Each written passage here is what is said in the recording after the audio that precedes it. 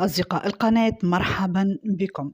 فتح تحقيق إثر العثور على أزياء يشتبه في أنها أمنية قرب جبل السلوب. لأكثر تفاصيل أكد الناطق الرسمي باسم حاكم القصرين رياض النويري اليوم الأربعاء 13 ديسمبر 2023 لموزايك بأن النيابة العمومية أذنت بالمحكمة الابتدائية بالقصرين بفتح تحقيق لدى فرقة الشرطة العدلية، وذلك بعد العثور على حوالي 7 أزياء يشتبه في كونها تابعة للأمن والتثبت من أنها أزياء رسمية أو مزيفة.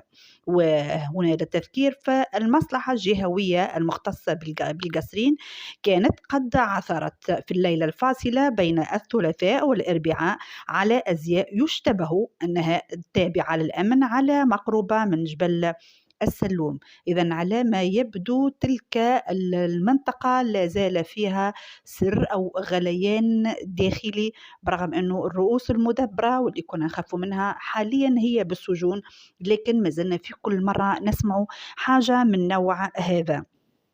والحقيقة هنا لا يجب معناها أو ما يلزمش الأمور الحياتية تنسينا في أمن البلاد والعباد في تونس، ويجب أخذ الأمر بجدية من أجل تحديد من يقوم بمثل هذه الأفعال الخطيرة، لأنه إنهم يقوموا بصنع معناها زي يكون حتى صعب إنك تفرقوا ما بين الزي الرسمي والمقلد، فهذا أمر خطير.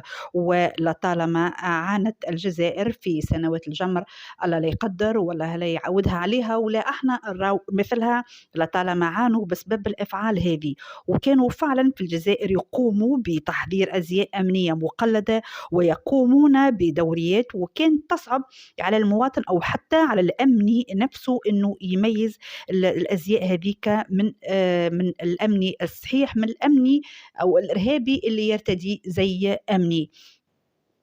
وهكا تشوفوا احنا حتى لهذه الساعة لم يتم تمييز، وما زلنا ننتظر نتيجة الاختبارات للتأكد مما إذا كانت الأزياء هذه رسمية أو مزيفة. ما زلنا مع هذا الموضوع ومع غيره من المواضيع، فقط ما تنسوش أنكم تعملوا اشتراك وتفعلوا الجرس حتى يصلكم كل ما هو جديد وحصري بمشيئة الله.